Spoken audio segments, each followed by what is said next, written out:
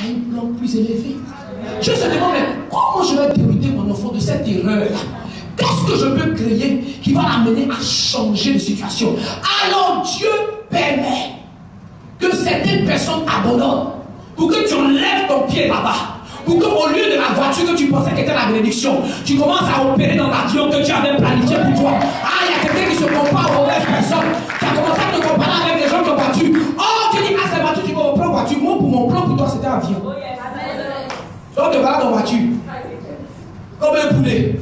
Or, Dieu te cherche à être un aigle en train de voler dans un avion. Est-ce que tu me comprends ce matin? Peuple de Dieu, les plans de Dieu sont au-delà de nos plans. La volonté de Dieu au-delà de notre volonté. Souvent l'Éternel permet des événements dans nos vies pour nous ramener sur le bon chemin. En 2018, 2017, quelqu'un t'a trahi. Ne sors pas de l'année au regret. Sors de l'année avec une leçon. Qu'est-ce que tu as appris de cette relation? Qu'est-ce que tu as appris de cette circonstance? Quelle erreur tu as commise? Parce que ton erreur serait de dire que tu n'as rien fait. Ton erreur serait de pointer le bas. Quand l'échec arrive, très souvent les personnes ont la mauvaise perception. Ce matin, je vais te demander, enfant de Dieu. Le problème n'est pas que tu ne vas pas tomber. C'est juste non. Au moins 7 fois tu vas tomber. Quand la Bible utilise le mot 7 fois, je vous ai déjà expliqué qu'est-ce que ça veut dire. Ça veut dire qu'il n'y a pas de limite. Quand on a demandé à Jésus, on va pardonner combien de fois? 7 fois, 7 fois. Le mot 7 en hébreu, c'est-à-dire infini. Ça dit quoi? Chaque année qui va venir, on va faire des erreurs. Mais je prie que ce ne soit pas les mêmes erreurs que tu passes chaque année parce que tu dois grandir, parce que tu dois aller de l'avant. La définition de tomber va déterminer comment tu sortiras de ta chute. Amen. Comment tu définis tomber? Je vais vous donner 2 définitions et vous-même vous allez me dire où vous êtes. Voilà comment certaines personnes définissent tomber. On va prendre chaque lettre du mot tomber puis on va définir. Traumatisé, oppressé, méprisant, blessé, empoisonné. Quand ils sortent d'une chute, ils sont traumatisés. Paralysés au point où ils ne veulent plus rien essayer. Oui, il ne me parlait plus tomber. Pardonnez, le monsieur est venu, je me suis marié, je donnais mon corps. Tout ce qu'il a fait, il m'a frappé, il m'a chassé. Plus, il ne me parlait plus de la fête du mariage. Oh, tu as gardé un Boaz, quelque part qui est assis, un agneau le plus gentil. Avant que tu n'ouvres ta bouche, tu t'as déjà donné tout ce que tu peux. Oh, je sais de quoi je parle. Souvent, quand il y a des lignes avec les mauvaises personnes, tu penses que tout le monde est loup. Tout le monde n'est pas loup. Mais il faut encore ouvrir ton cœur pour pouvoir découvrir ces personnes. La parole de Dieu nous dit dans le livre de Psaume 73, à partir du verset 26. Oh, c'est un verset qui m'a fait du bien. Mon corps peut s'épuiser. Mon cœur peut défaillir. Dieu reste mon rocher et mon bien précieux pour toujours. Alléluia. C'est-à-dire quoi? Mon corps peut être fatigué de la lutte de la vie. Les gens peuvent avoir brisé mon cœur. Les gens peuvent avoir fait des choses qui m'ont fait du mal. Je me souviens ce matin que Dieu demeure mon rocher et mon bien précieux pour toujours. Le problème avec tomber, tu as mis ton espérance dans la mauvaise personne. Tu avais des expectations, des espérances des humains que tu n'auras jamais dû placer en eux. À un moment, tu as commencé à croire que c'est l'humain qui devait payer tes billes. C'est l'humain qui devait t'aider. C'est l'humain qui devait te prendre, te déposer au travail. Le jour que cet humain a dit ne te dépose plus, tu es en train de pleurer. Et c'est Dieu qui m'a dit même dans ce pays. Un pays difficile comme ça. Vraiment, mon frère, comment il y a retenu dans mon pays. Alléluia, l'Éternel est ton espoir. Alléluia, il est ton rocher. Alléluia, il est ta force. Il dit dans sa parole que tu vis tout par lui. Lorsque l'humain t'abandonne, souviens-toi que c'est Dieu qui est ton bien le plus précieux. Je dis c'est Dieu qui est ton bien le plus précieux. C'est Dieu qui est ton bien le plus précieux. Ce matin, le nombre de personnes que j'ai aidées aux États-Unis, c'est peu. Ça veut dire qu'on a peut-être 10 000. Si c'était reconnaissant. Gloire à Dieu. Donc ça veut dire quoi? Je dois arrêter le ministère. Je dois être traumatisé. Quand je vais arrêter, je vais dire bon, je ne vais plus aider la personne. Je dois être oppressé par le mal que les gens vont faire. Je vais te dire, enfant de Dieu, ce matin, ton identité n'est pas déterminée par ce que les gens font. La réponse de ce que les gens font ne doit pas déterminer qui tu es. Tu fais ce que tu fais parce que c'est celui que tu es. Tu es bon de cœur. Dieu t'a changé. Dieu t'a donné maintenant les dons et les fruits de l'esprit. Tu es quelqu'un qui aime. Tu es quelqu'un qui supporte. Tu es quelqu'un qui est patient. Tu es quelqu'un qui pardonne. Lorsque tu tombes ou que tu passes dans des tribulations, ne sois pas traumatisé. Ne sois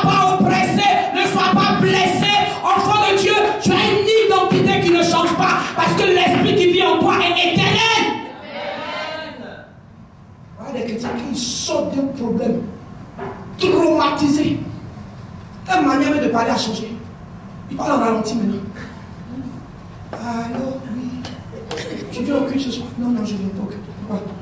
Je n'ai pas envie d'aller. Hey, ma soeur, tu as des responsabilités à l'église. S'il vous plaît, j'ai des problèmes. Laissez-moi vous faire des responsabilités à l'église. Laissez-moi reprendre mes esprits.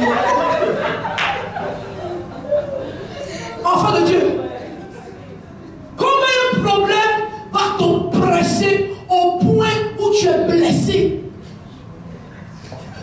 L'offense est un événement. Être offensé, c'est ton choix personnel. Oh, les gens vont faire ce qu'ils vont faire. Je vais te dire une chose.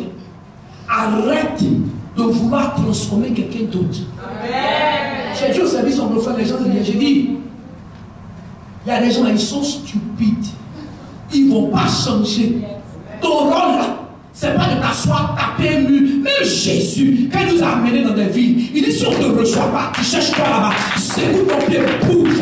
L'enfant de Dieu va savoir qu'il y a des personnes qui ont décidé de ne pas changer. Ton rôle n'est pas de changer l'autre humain. Ton rôle n'est pas d'avoir des standards pour quelqu'un d'autre. Tous ces standards doivent être pour toi. Le changement que tu veux voir en l'autre commence avec toi. Femme, arrête d'emmerder ton mari pour lui dire il faut changer ici. Quand tu vas changer, je vais faire cela. Oh, change pour toi-même parce que tu as un plan, tu as un appel, tu as un but donné par Dieu.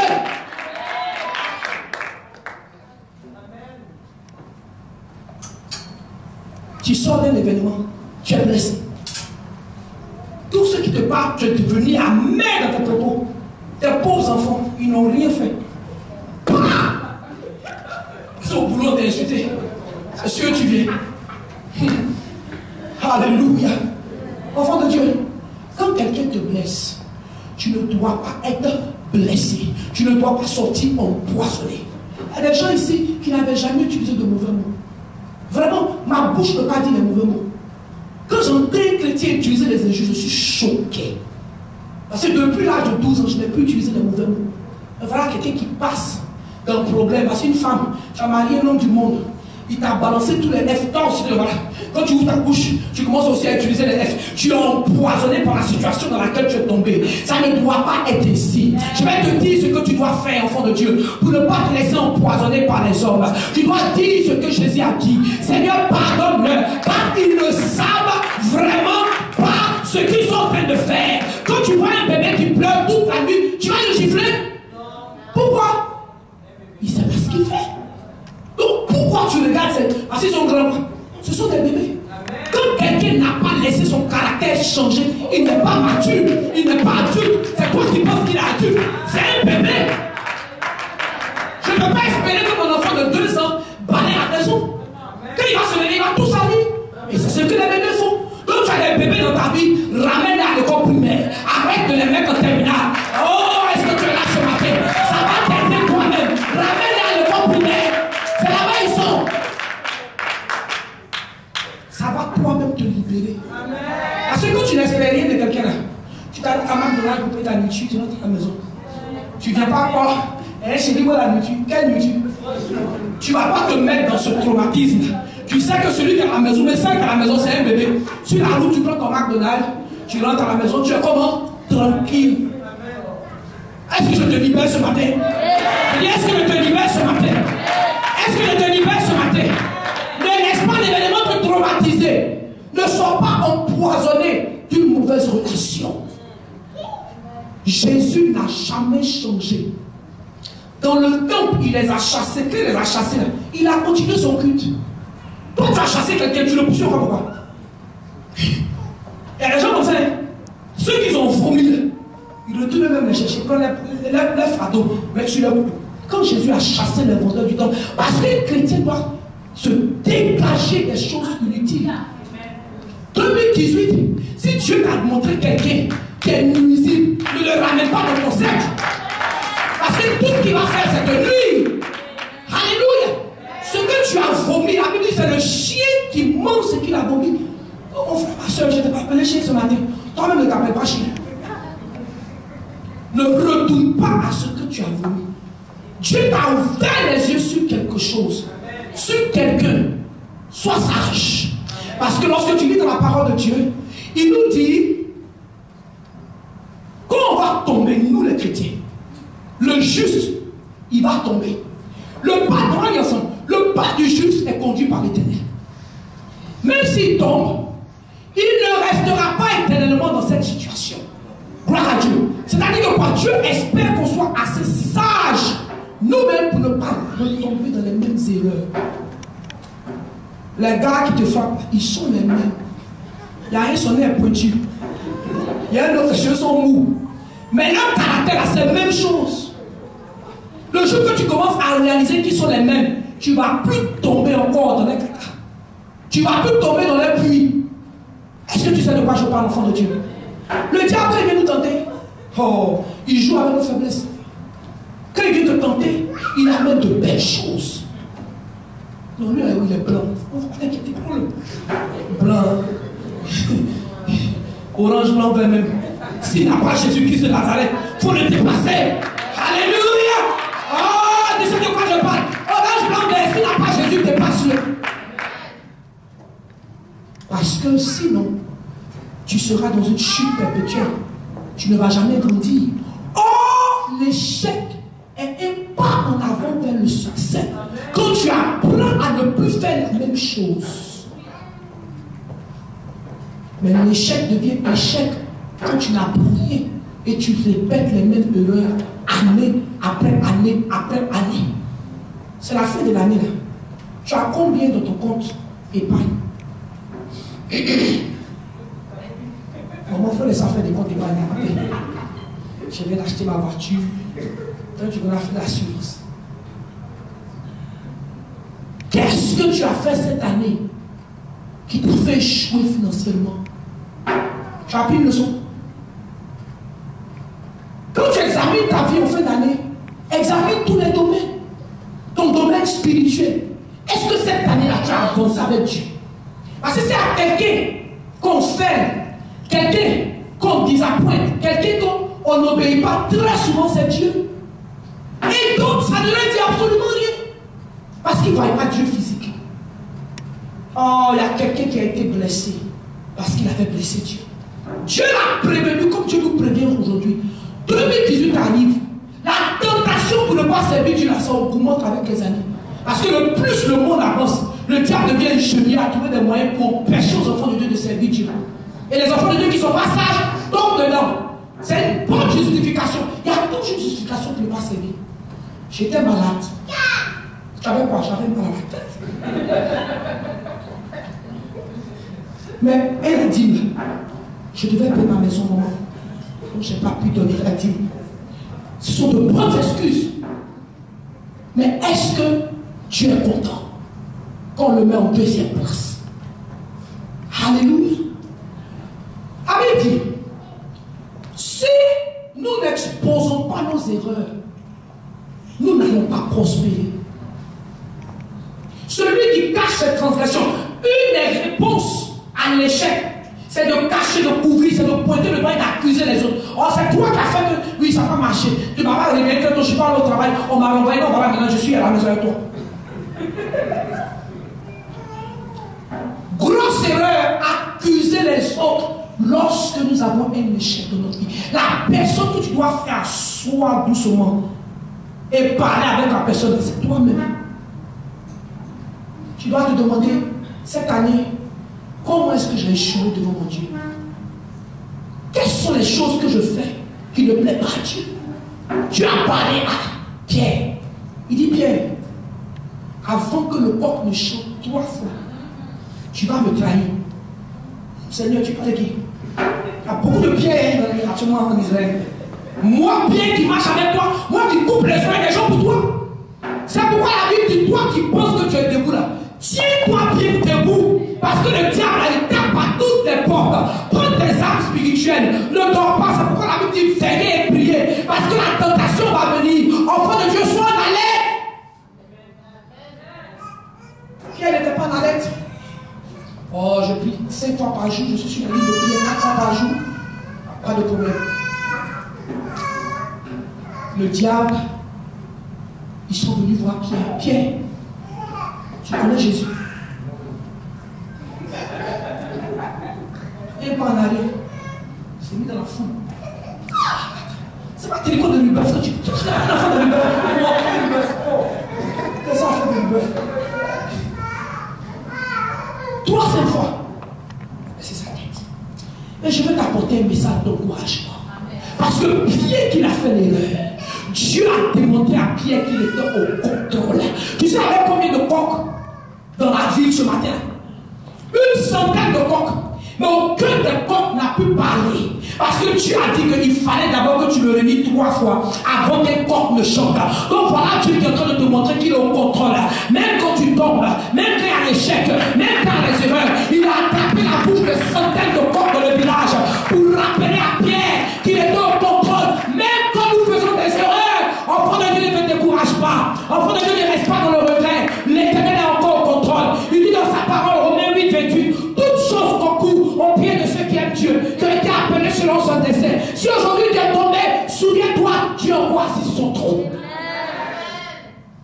Retourne à lui. Dis à ton voisin, retourne à lui. Il est encore assis sur ton trône. Voilà moi ma définition de tomber. Ténace, dis avec moi, ténace. Quel que soit le vent, le diable amène vers toi. Tu tiens Dieu. Tu restes ouvert. Parce que très souvent, une des stratégies du diable, lorsque tu tombes dans un problème, c'est de t'isoler. Pardonnez, ce sont ces mêmes chrétiens-là qui sont venus gâter mon nom. Je prie dans mon salon. Il y a des milliers de chrétiens aujourd'hui dans le monde. Un chrétien les a déçus par Jésus. Parce qu'il ne va jamais te décevoir. Un chrétien les a déçus. Ils sont assis au salon. Je prie dans mon salon. Pourquoi? Il y a un chrétien, il m'a déçu. Oh, la Bible nous dit quoi? Jésus avait coutume tous les dimanches d'aller dans le temple. Est-ce que c'est pas Pierre qui a trahi Jésus? Un de ses disciples. Jésus a dit, moi je m'assois dans ma maison, je prie sur l'enfant de Dieu, ne laisse personne te faire asseoir. Il y a un royaume que tu dois construire. Tu parles du corps du Christ. Oui, les humains vont te trahir, les humains vont faire des erreurs, mais ça ne va pas t'empêcher de rester connecté au corps du Christ pour faire ce que Dieu t'a appelé à accomplir. Alléluia!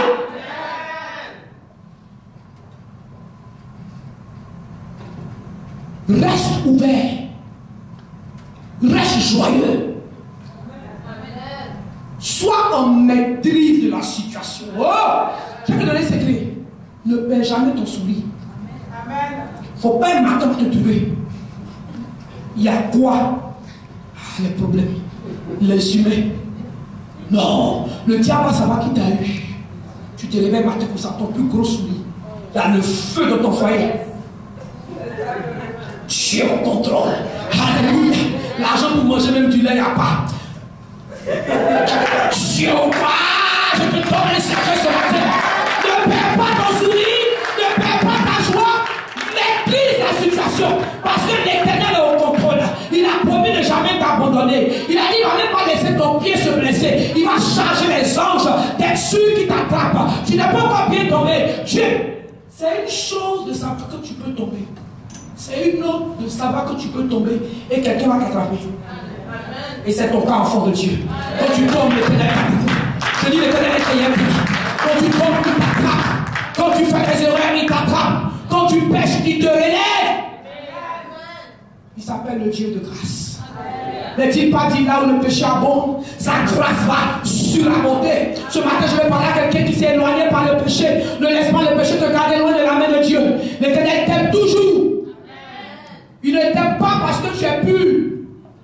Parce qu'il t'aime, il te rend pur par Jésus-Christ. Alléluia. Dis à quelqu'un, reviens à la bergerie.